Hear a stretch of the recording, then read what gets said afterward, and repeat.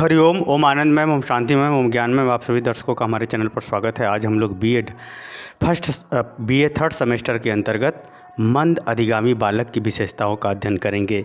मंद अधिगामी बालक का तात्पर्य ऐसा बालक जो सामान्य बालकों की तुलना में धीरे गति से सीखता हो। ऐसे बालक को हम लोग क्या कहते हैं? मंद अधिगामी बालक कहते हैं। सामान्यतः इसका IQ लेवल जो है 75 से लेकर 90 के बीच में पाया जाता है। तो जो मंद अधिगामी बालक होता है उनको किन लक्षणों के आधार पर अध्यापक कक्षा कक्ष में या कक्षा के बाहर या विद्यालयी जीवन में किस प्रकार से पहचाने, इसको हम लोग इस वीडियो के अंतर्गत अध्ययन करेंगे। मंद अधिगामी अगर बालक की पहचान अगर देखा जाए तो सामान्य रूप से लोग उसके बुद्धि क्षमता के आधार पर ही उसे पहचान लेते हैं, परंतु फिर भी इसकी अनेक विशेषताएं हैं।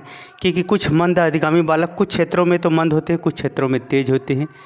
फिर भी एक अध्यापक को मंद अधिगामी बालक को पहचानने के लिए या उसके लक्षणों के आधार पर पहचानते हुए उसे ध्यान देना होता है कि इस बालक के संग शिक्षण व्यवस्था कैसी की जाए। तो इसलिए एक अध्यापक के लिए आवश्यक होता है कि मंद अधिगामी बालक के लक्षणों को पहचाने। तो आइए हम लोग इसको देखते हैं। पहली अगर विशेषता देखा जाए या इसका पहला लक्षण अगर देखा जाए, पहली विशेषता अगर देखा जाए तो मंद अधिगामी बालकों की जो शारीरिक जो विशेषता होती है, पहला ऐसा होता है कि ये शारीरिक रूप से जो शरीर रहता है लुंज पुंज, मतलब ऐसे सुस्त टाइप का रहता है। ये क्या होता है, एक प्रकार से सुस्ती रहती है, इसके शरीर में फुर्तीली नहीं रहती, सुस्ती रहता है। और साथ साथ अगर देखा जाए तो खेलना कूदना दौड़ना भागना या ऐसे जो क्रियाकलाप होते हैं जो खेल कूद होते हैं उसमें वो प्रायः कम ही भाग लेते हैं या इससे दूर ही रहना चाहते हैं। यह जो है शारीरिक क्रियाकलापों के अंतर्गत जैसे कूदना दौड़ना नाचना भागना ऐसा खेल खेलना, तो ऐसे भी क्रियाकलापों से ये बच्चे जो है सामान्यतः क्या होते दूर ही रहते हैं। ये भाग भी लेते हैं तो उतना सक्रिय रूप से भाग नहीं लेते। और उसके बाद संग संग ऐसे बालकों के अंदर ये भी पाया गया है कि मानसिक मंदता का कारण उसके शारीरिक रूप से अस्वस्थता भी रही। कोई रोग पकड़ लिया हो, उसको कोई पेट की बीमारी पकड़ ली हो या कुछ ऐसा रोग पकड़ लिया हो जो लंबे समय से वह जो है शारीरिक रूप से स्वस्थ नहीं हो पा रहा हो या कुपोषण का शिकार हो गया हो, तो भी शारीरिक रूप से ऐसे बालक जो है मानसिक रूप से मंदित होते देखे गए हैं। क्योंकि जब तक आपका शरीर का विकास नहीं होगा अच्छे से, तब तक आपका मस्तिष्क का भी विकास नहीं होगा। तो कहने का हमारा ये तात्पर्य है कि अस्वस्थता के कारण से भी वो शारीरिक रूप से दुर्बल या सर का बहुत बड़ा हो जाना या पेट बहुत ज़्यादा निकल जाना, ऐसी स्थिति देखी जाती है। तो इसके आधार पर भी मानसिक मंदित बालकों की पहचान कर सकते हैं। और अगर देखा जाए तो ऐसे बालक उदास रहते हैं थोड़ा शारीरिक रूप से, और एकाकी अकेले में रहना, वो दूसरे से मित्र मंडली जोड़ना, मित्रों में घुल मिल के रहना, ये सब गतिविधियां थोड़ा कम होती है। ये सब शारीरिक रूप से उसके लक्षण देखे जाते हैं। ये सब शारीरिक रूप से उसके लक्षण विद्यालय में या उसके पारिवारिक जीवन में या उसके सामाजिक जीवन में या पड़ोस के जीवन में ये सब गतिविधियां देखने को मिलती है। यह इसकी पहली विशेषता, शारीरिक विशेषता देखने को। दूसरा है अवधान एवं स्मृति। अवधान इसको अ को हटाइए, ध्यान। ध्यान का मतलब ये होता है जिस वस्तु पर जितना ही आप ध्यान देंगे उतना ही आपके चित्त में वो चीज़ उतरती है, उतना ही आपकी स्मृति में उतरती है। तो यह बालक किसी विषय पर या किसी जिम्मेदारी पर वो ध्यान उसका कम होता है, उसको ध्यान कम दे पाता है, उस पर उसकी तत्परता या सतर्कता बहुत कम होती है। ये याद रखिए, जो तेज़ लड़के लड़कियां पढ़ने में होते हैं उनके अंदर अटेंशन यानी ध्यान की शक्ति अधिक होती है। यही कारण है कि जिसका ध्यान की क्षमता होती है उसके अनुसार उसकी मेमोरी होती है। यदि आप ध्यान की क्षमता बढ़ा दें या योग के माध्यम से ध्यान की क्षमता बढ़ा दें या अपने मन को एकाग्र करने की क्षमता अगर जितना ही आप बढ़ाएंगे उतना ही आपकी स्मृति यानी बुद्धि आपकी तेज़ हो जाएगी, आपकी याददाश्त तेज़ हो जाएगी। साधना काल में ये भी कराया जाता है, हमेशा ध्यान के साथ साधना कराई जाती है। तो कहने का ये तात्पर्य है कि उसके अंदर ध्यान की क्षमता कम होती है, जिसके कारण से उसकी स्मृति भी स्तर लो स्तर का पाया जाता है। स्मृति स्तर यानी कोई चीज़ को ज़्यादा समय तक याद नहीं रख पाता, और कोई चीज़ जो है उसके अंदर उसकी जो स्मृति क्षमता होती है, जो ध्यान की क्षमता होती है, उस आधार पर बुद्धि में जो है तर्क की अभाव होता है, तर्क बहुत कम पाया जाता है। वह किसी के पीछे समस्या का समाधान नहीं खोज पाता या कोई चीज़ नई सीखने की जिज्ञासा ज़्यादा प्रकट नहीं कर पाता, और किसी नियम पर उसकी दृढ़ता नहीं होती। यानी चाहे सामान्य दिनचर्या संबंधी नियम हो, चाहे पढ़ाई संबंधी नियम हो, चाहे विद्यालयी कार्यक्रम संबंधी नियम हो, उन नियमों में उसके पास दृढ़ता नहीं होती। और व्यवहारों में निष्पक्षता का भी अभाव पाया जाता है कि निष्पक्ष होना उसके लिए कठिन होता है, उसके लिए निर्णय ही कठिन होता है। और उसके बाद वो ऐसे बालक जो है, इनके पास इतनी भी, कभी कभी तो ऐसे भी बालकों को किसी अन्य संबंधों को समझने के लिए, यानी घर परिवार में जो दिनचर्या के संबंध है, माता पिता जो रिश्तेदार नातेदार के संबंध हैं, वो तो धीरे धीरे करके समझ जाता है। लेकिन अगर किसी दूर संबंध के आधार पर संबंधात्मक कोई चीज़ अगर उससे पूछेंगे कि ये ऐसे लगते हैं तो आपको कैसे, आपके रिश्ते में क्या लगेंगे, तो ऐसे संबंध वो कम ही निकाल पाते हैं। और दूसरी बात, वो किसी चीज़ को पहचानना, यदि किसी व्यक्ति को देखा है तो पहचानना उसके लिए थोड़ा कठिन हो जाता है कुछ दिनों के बाद। पहचानने के समय याददाश्त तो वैसे ही कम होता है। परिणाम उनका जो है पढ़ाई लिखाई बुद्धि क्षमता कम होने का उसका रिजल्ट भी कम ही आता है। चित्रकला, ऐसे बालक जो चित्रकला सुंदर नहीं बना पाते, कोई चित्र बनाना हो देख करके तो उसका चूँकि ध्यान की क्षमता कम होती है और याददाश्त की क्षमता कम होती है, इसलिए वो चित्र को व्यवस्थित रूप से बना नहीं पाते हैं, चित्र कम ही बना पाते। अगला है, वो किसी चीज़ को जल्दी भूलते भी हैं, किसी चीज़ को क्या करते हैं, जल्दी भूलते भी हैं। तो ऐसा उसके जो है अवधान और स्मृति की क्षमता देखने को मिलती है या पाई जाती है। दूसरी इसकी विशेषता। अब तीसरी विशेषता में देखिए असुरक्षा की भावना। ऐसे बालकों के अंदर देखिए जो उसकी बुद्धि की क्षमता कम होने के कारण से कई सारी समस्याएं, कई सारे व्यवहारों को वो जन्म देता है। अगर असुरक्षा, उसके अंदर शंका हमेशा बनी रहती है, वह किसी पर विश्वास नहीं कर पाता है, न स्वयं के दूसरे के लिए कुछ कर पाता है, न दूसरे पर ही विश्वास कर पाता है कि वो हमारे लिए कुछ करेंगे। अर्थात उसके अंदर विश्वास की बहुत कमी होती है, क्योंकि जिसके अंदर जितना ही ज्ञान, जितना ही स्मृति की क्षमता होती है, उतना ही व्यवहार को समझता है और उसके ऊपर विश्वास कर सकता है।